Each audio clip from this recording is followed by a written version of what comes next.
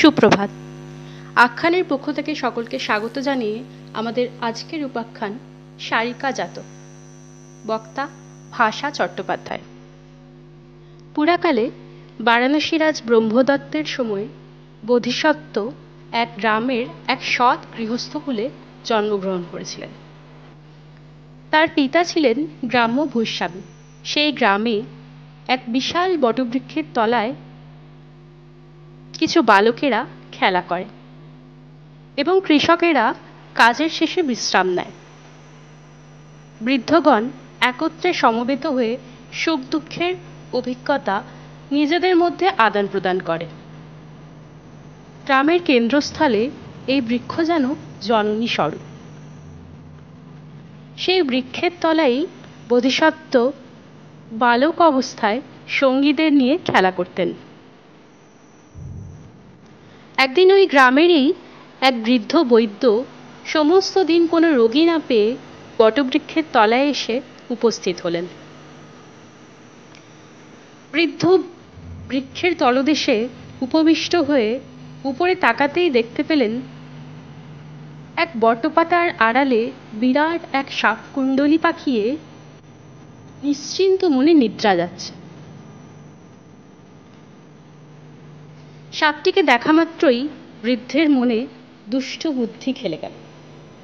তিনি ভাবলেন, এই বালকগুলিকে যদি সর্পদংশন করে তবে আমি একটি রোগী পাব এবং তাকে সারিয়ে কিছু অর্থ উপার্জন করে দিন কাটাবো। যেমন ভাবা তেমনি কাজ। তিনি বোধিসত্ত্বর কাছে গিয়ে উপস্থিত হয়ে বললেন, আচ্ছা, তোমরা যদি বৃক্ষের উপর শালিকের ছানা দেখতে পাও তবে কি তাকে ধরবে না ধরবে না? শালিকের ছানার কথা শুনে বালকের দল উৎসাহিত হয়ে উঠল এবং সমস্বরে বলে উঠল, নিশ্চয়ই ধরবো আমরা। কোথায় সেই শালিকের শাবক? আমাদের দেখিয়ে দিন। বৃদ্ধ তখন উপরে অঙ্গুলি নির্দেশ করে কুণ্ডলীকৃত সর্পটিকে দেখিয়ে বললেন, ওই তো শালিকের ছানা, বলে কুণ্ডলীকৃত সর্পটিকে দেখিয়ে দিলেন। বালকেরা তার কথায় বিশ্বাস করে উৎসাহিত হয়ে উঠল। বোধিসত্ত্ব বালকদের অনুরোধে বটবৃক্ষে আরোহণ করলেন এবং শালিকের ছানার গায়ে হাত দিয়েই বুঝে গেলেন বিপদ ঘটেছে। সেটি মোটেই শালিকের ছানা নয়, সেটি প্রকৃতপক্ষে সাপ। বোধিসত্ত্ব বিপদের মুখে পড়েও স্থৈর্য হারালেন না। তিনি সাপের গলাটি এমনভাবে চেপে ধরলেন যাতে সে নড়াচড়া করতে না পারে।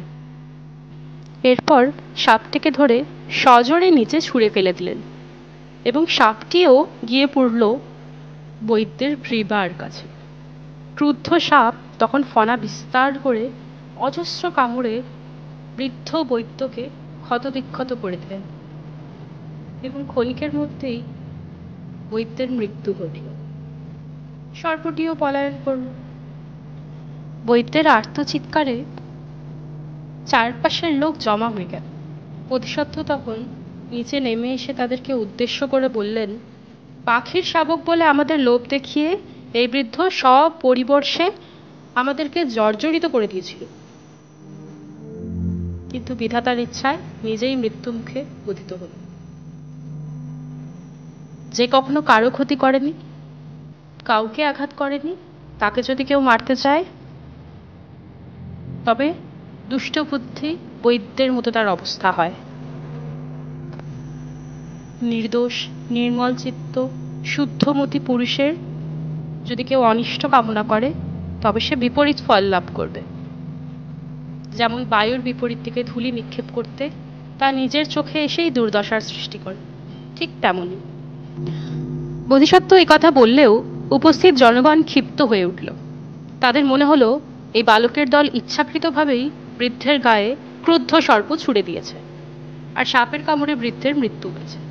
তারা বালকের কথায় কান না দিয়ে তাদের শৃঙ্খলাবদ্ধ করল এবং বলল, চল তোদের রাজার কাছে নিয়ে যাই, রাজাই তোদের বিচার করবেন। অন্য বালকদের ভীত দেখে বোধিসত্ত্ব বললেন, দেখো, তোমরা ভয় পেও না, রাজার সম্মুখেও তোমরা নির্ভয় থাকবে। রাজা আমাদের সঙ্গেই প্রথম কথা বলবেন, তখন কি উত্তর দিতে হবে তা আমি বুঝব। বালকেরা বলল, বেশ, তাই হবে। রাজার কাছে বালকের দল হাজির হলো এবং তাদের নির্ভয় ভাব দেখে রাজা ভাবলেন, এদের নরহত্যার অপরাধে রাজ দরবারে আনা হয়েছে, কিন্তু এত কষ্ট ও লাঞ্ছনার মধ্যেও এরা ভয় পাওয়া তো দূরের কথা, এদের মুখে পরম সন্তোষের চিহ্ন দেখা যাচ্ছে। এটি একটি আশ্চর্য লক্ষণ তো। তিনি বললেন, তোমাদেরকে সকলকে বাঁশের চাঁচড়ি দিয়ে বেঁধে রাখা হয়েছে, তবু দেখি তোমাদের মুখের কষ্টের কোনো চিহ্ন নেই, এর কারণ কি? রাজার মুখে এই প্রশ্ন শুনে বোধিসত্ত্ব উত্তর দিলেন, বিপত্তিকালে ক্রন্দন করে কেউ কি সুফল লাভ করে রাজন? বরঞ্চ শত্রু তার কষ্ট দেখে মজা পায়। কিন্তু সেই জন বুদ্ধিমান যে বিপদে কখনো শঙ্কিত হয় না। তার প্রসন্ন মুখ দেখে শত্রুর মনের মধ্যে গোপনে দুঃখের সৃষ্টি হয়। পণ্ডিতের উপদেশ শুনে মন্ত্র জপ করে, উৎকোচে রাজপুরুষের মনকে তুষ্ট করে কিংবা সুমিষ্ট বচনের প্রয়োগ করে, এতেও না হলে নিজ কুলের কীর্তন গান করে শত্রু সদা দমন করতে হয়। যেখানে যেটা প্রযোজ্য সেখানে সেটাই প্রয়োগ করে বুদ্ধিমান মানুষ। কিন্তু এতেও যদি ফল না হয়, তাহলে বিচক্ষণ নির্বিকার থাকে। মনের ভাব এই যে আমার যা সাধ্য আমি কর্তব্য সহকারে তা করেছি, এছাড়া আর কি বা করতে পারি। রাজা বালকের মুখে এই জ্ঞান গর্ভ বাক্য শুনে প্রকৃত ঘটনা জানতে আগ্রহী হলেন। সমস্ত ব্যাপারটি জানার পর রাজা বুঝলেন বালকেরা সম্পূর্ণ নির্দোষ। তখন তিনি তাদের বন্ধনমুক্ত করলেন এবং বোধিসত্ত্বকে বিশেষ সম্মান দিয়ে ধর্মানুশাসক অমাত্যের পদে তাকে নিয়োগ করলেন এবং অপরাপর বালকদেরও অতি সম্মানের সঙ্গে অন্যান্য পদে নিযুক্ত